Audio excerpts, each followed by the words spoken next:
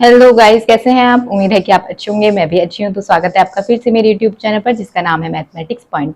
तो last lecture हमने discuss करा था शू शटक में स्पेशल मेथड नंबर सिस्टम। उम्मीद है कि वो लेक्चर आपने देखा होगा और आपके लिए हेल्पफुल भी रहा होगा। तो आज का जो लेक्चर है वो मैंने लिया है आपके लिए नंबर सिस्टम में कुछ प्रीवियस ईयर के एसएससी के क्वेश्चन जो पूछे जाते हैं, और आज मैं आपको नंबर सिस्टम कुछ एक्सप्लेन करने वाली हूँ और उसमें टाइप्स ऑफ नंबर का कॉन्सेप्ट आपका क्लियर कराने वाली हूँ, जिससे आपके आने वाले एग्जाम की आप कुछ भी तैयारी कर रहे हैं तो आपके लिए हेल्पफुल रहे और आप उसको आसानी से ना भूलें। तो अगर आपको मेरी वीडियोस अच्छी लग रही हैं तो प्लीज लाइक शेयर कमेंट्स करना ना भूलें, और ताकि मैं आपके लिए और भी शू शटाक से और भी ट्रिक्स और भी कॉन्सेप्ट आपके लिए लाती रहूं। तो प्लीज लाइक और शेयर करना मत भूलिएगा। तो हम मिलते हैं आपसे लेक्चर में, जो है आज का स्पेशल मेथड में शू शटाक ट्रिक्स के साथ number system, types of numbers और कुछ एसएससी प्रीवियस ईयर के क्वेश्चंस।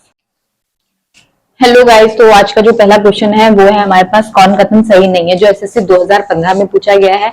हर टॉपिक सॉल्व करना तो सॉल्यूशन तो ठीक है, पर आपको जो क्वेश्चन आते हैं वो कुछ थ्योरी बेस पे भी आते हैं, तो आपका कॉन्सेप्ट जो है वो क्लियर हमेशा ये नहीं कि आप कैलकुलेशन में ही डिपेंड रहेंगे। कुछ क्वेश्चंस ऐसे भी होते हैं जिसमें आपको थ्योरी समझनी होती है और उसके बाद उसको कॉन्सेप्ट सॉल्व करने होते हैं। ठीक है, कुछ स्टूडेंट्स ऐसे होते हैं जो कहते हैं हमें मैथ समझ में नहीं आती है, हमें मैथ्स एज ए सब्जेक्ट बहुत टफ लगता है और हम कॉम्पिटिटिव एग्जाम की तैयारी कर रहे हैं, तो हम मैथ्स को कवर कैसे कर सकते हैं। तो देखिए, हर सब्जेक्ट अपने आप में बहुत टफ है, तो आप जैसे ही उसको पढ़ते हैं, या हिंदी है या इंग्लिश है, कुछ भी आप पढ़ते हैं तो उस पर फोकस करते हैं, आप उसको रिपीट करते हैं, नहीं समझ में आता है तो मैथ्स भी वही है सेम, बस इसमें सॉल्यूशन और डिजिट का कुछ खेल है। तो अगर आप जितने क्वेश्चन सॉल्व करेंगे तो आपको और इजी मेथड में अगर आप सॉल्व करते रहेंगे तो आपका क्वेश्चन जो है कभी गलत निकलता है कभी सही निकलता है। तो इस तरीके से आप जितना अटेम्प्ट करेंगे तो उतना आपका हौसला जो है वो बढ़ता जाएगा और आप क्वेश्चन सॉल्व करने में आपको अच्छा लगेगा, तो मैथ्स आपके लिए इजी सब्जेक्ट बन जाएगा। तो ऐसा नहीं है कि मैथ्स टफ सब्जेक्ट है, सब अपने आप में टफ सब्जेक्ट है। जब तक आप उनके फोकस नहीं करेंगे, जो आपको बताया जा रहा है वो कॉन्सेप्ट आपके क्लियर नहीं होंगे, तब तक आप मैथ्स के क्वेश्चंस कोई भी या कॉन्सेप्ट कोई भी हो तो आप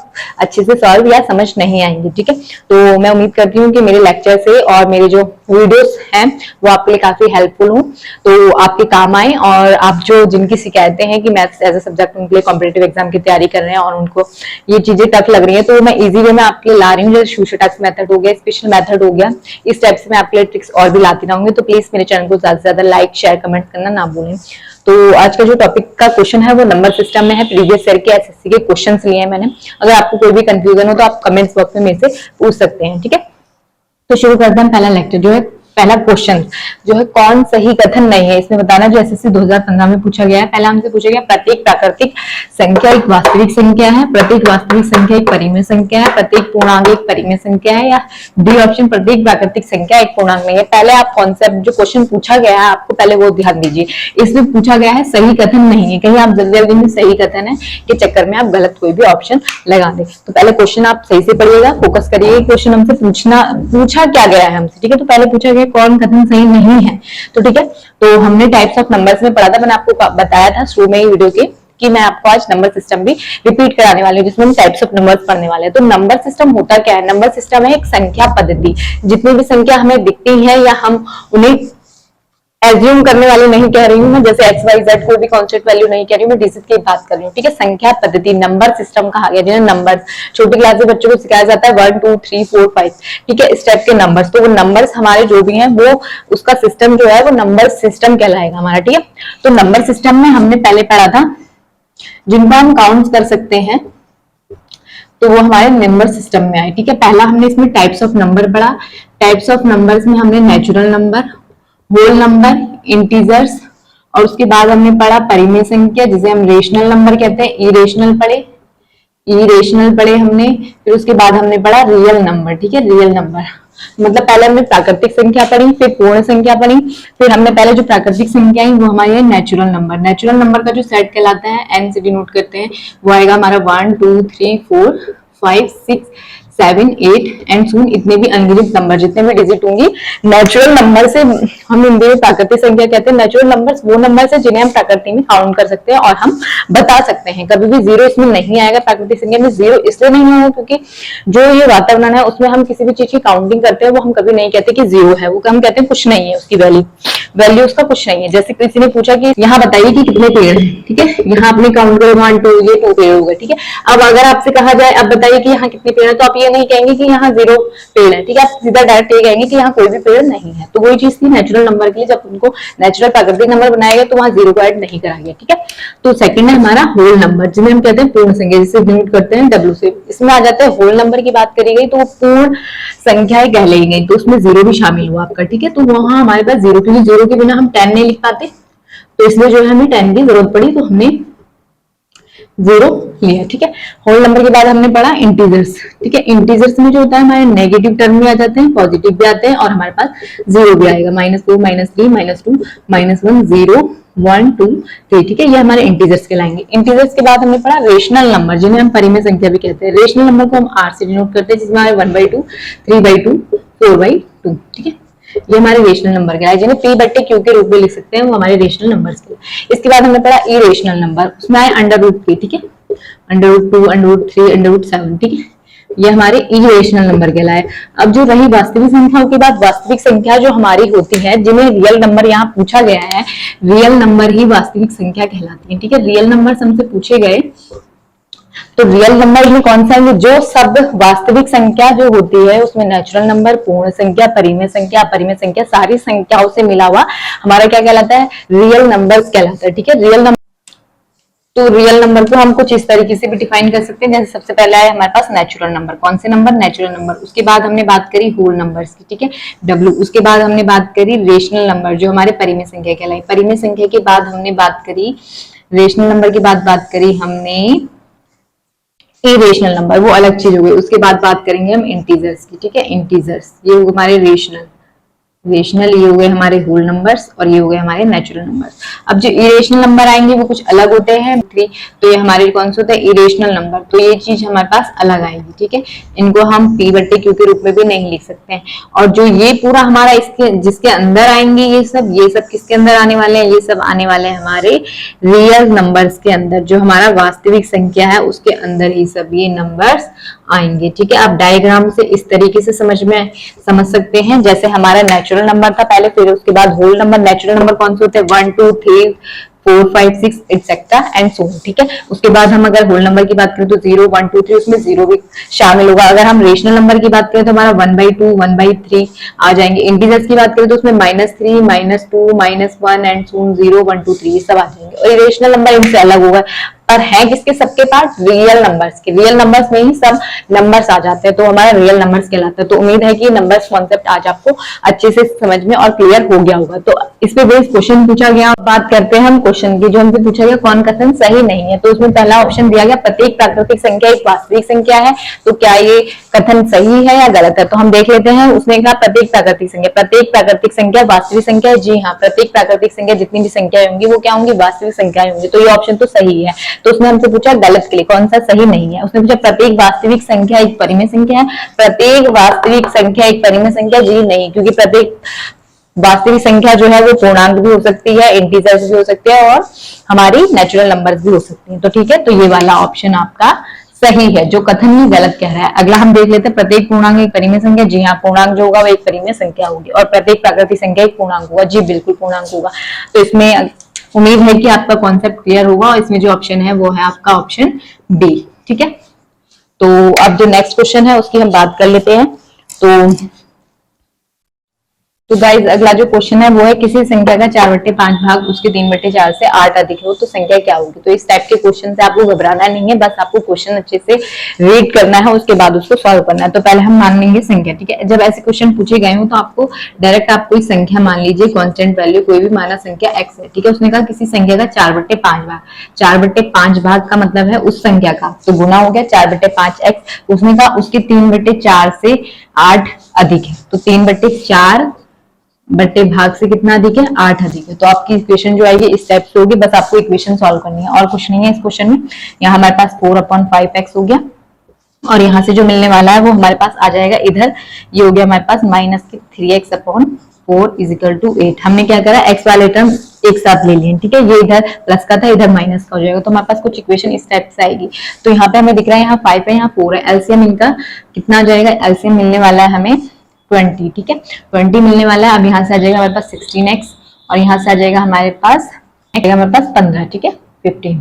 तो उम्मीद है कि ये आपको समझ में आएगा। उसके बाद यहाँ हो जाएगा 8। देखिए 5 और 4 का जब हम एलसीएम निकालेंगे, 5 और 4 को एलसीएम जो आएगा 5 1 जा 5, क्योंकि 5 के टेबल में 4 नहीं आता है और ना ही 4 के टेबल में 5 हो जाता है। तो ये जो नंबर है वो कैसे हैं, प्राइम नंबर्स है, या हम को प्राइम कह सकते हैं इन दोनों को, ठीक है।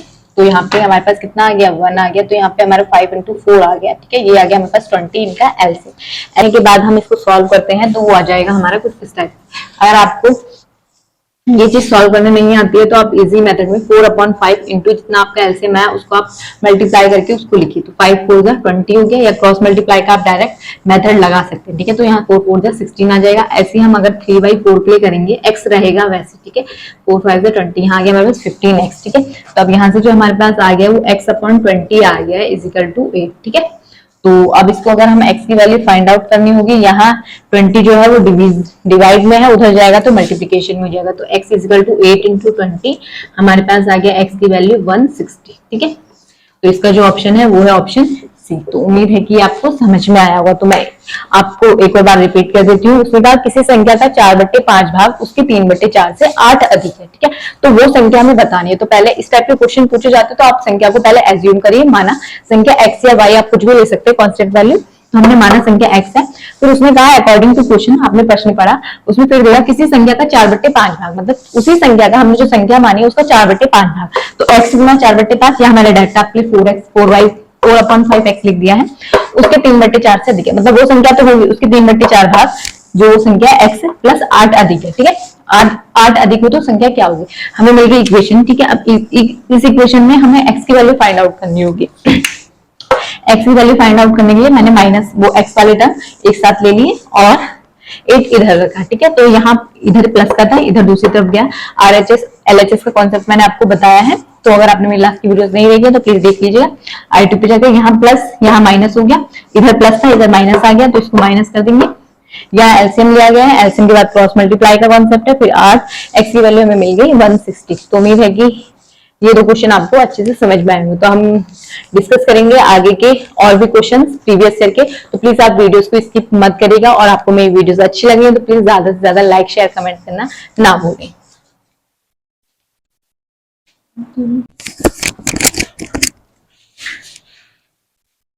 तो गाइस अगला जो क्वेश्चन है वो है आपका, यदि दो धनात्मक पूर्णांकों का योग 80 है और उनका अंतर 20 है तो उन संख्याओं के वर्गों का अंतर कितना होगा, ठीक है। वर्गों का मतलब है यहाँ स्क्वायर से, ठीक है। तो वही सेम चीज हम पहले इसमें एज्यूम करेंगे कि उनका अंतर दो संख्याएं जो है हमारी x और y है। तो उसने हमसे कहा यदि दो धनात्मक पूर्णांकों का योग की बात करें तो मतलब x + y हमें 80 दिया है, ठीक है। और उसने बात करी और उनका अंतर 20 है, अंतर का मतलब यहाँ माइनस से है, तो x - y हमारे पास फिर से दो इक्वेशन बन गई है, x - y आ गया हमारे पास 20। तो ये हमारी पहली इक्वेशन हो गई, ये हमारी दूसरी इक्वेशन होगी। अब आपको दिख रहा है अगर यहाँ हम इसमें दोनों इक्वेशन को अगर हम जोड़ लें, ठीक है, दोनों इक्वेशन को ऐड करने पर ऐड करेंगे तो हम क्या होगा, यहाँ से ये तो 2x हो जाएगा, यहाँ प्लस है यहाँ प्लस है, ये तो जोड़ जाएंगे 2x पर, यहाँ प्लस है यहाँ माइनस है, दोनों कैंसिल हो जाएंगे। 2x बराबर आ जाएगा हमारे पास 80 और 20 हो जाएगा हमारे पास 100, ठीक है। तो यहाँ से हमारे पास अभी x की वैल्यू नहीं आई है, 2x आया है, तो इसको हम पहले x की वैल्यू में कन्वर्ट होंगे।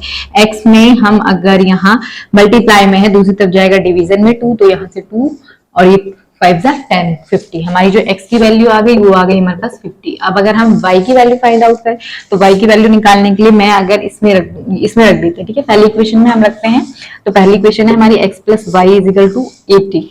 अब मुझे x + y की वैल्यू अगर मेरे पास 50 है तो y = 80, y = 80 - 50, ये इधर प्लस का था दूसरी तरफ जाएगा माइनस का, तो y 80 में से 50 माइनस करेंगे हमारे पास आ जाएगा 30, ठीक है। तो हमें मिल गई है x और y की वैल्यू। x हमारे पास 50 है, y हमारे पास कितना आ गया 30। तो पहले उसमें क्वेश्चन था यदि दो धनात्मक पूर्णांकों का योग, ठीक है। इसमें अगर इस टाइप के क्वेश्चन हो तो हमें इक्वेशंस बनानी पड़ती है और उनको सॉल्व करना पड़ता है। अगर आपने मेरी इक्वेशंस की वीडियोस नहीं देखी उन्हें सॉल्व करना तो प्लीज यूट्यूब पे जाकर उनको देख लीजिएगा और लाइक शेयर कमेंट करना ना भूलिए। तो क्वेश्चन था हमारा दो धनात्मक पूर्णांकों का योग 80 है और उनका अंतर 20 है। यहाँ योग से मतलब जोड़ है और अंतर से मतलब माइनस है, ठीक है। तो हमारे दो इक्वेशन बनाई, x + y = 80 दिया है, x - y = 20 दिया है, ठीक है। तो ये दो इक्वेशन आई हमारे पास। अब मुझे दिख रहा है यहाँ प्लस है यहाँ माइनस है y, तो हमने क्या करा दोनों इक्वेशन को ऐड कर लिया, जिससे ये एक जो होगा एक टर्म अगर कैंसिल होगा तभी हम दूसरे की वैल्यू फाइंड आउट कर सकते हैं। तो वही हमने करा, तो यहाँ से आ गया 2x, 2x इक्वल टू हमारे पास मिल गया 100। अब हमें x की वैल्यू चाहिए, 2 एक्स्ट्रा है तो वो डिवीज, उधर मल्टीप्लिकेशन में इधर जाएगा दूसरी तरफ, वो डिवाइड में जाएगा, तो यहाँ मिल गई x की वैल्यू 50। ठीक है, यहाँ से x मिल गया। फिर हमने पहली इक्वेशन में x की वैल्यू पुट करी तो हमारे पास y की वैल्यू आ गई 30। ठीक है, तो इसके बाद हमें क्या पूछा है, उसने सिर्फ हमसे ये दो संख्याएं नहीं पूछी, आप क्वेश्चन आगे जरूर पढ़ना, तो उन संख्याओं के वर्गों का अंतर पूछा है, तो उनका जो अगर वर्गों का अंतर आएगा वो क्या आएगा। ठीक है, हमसे ये पूछा गया है।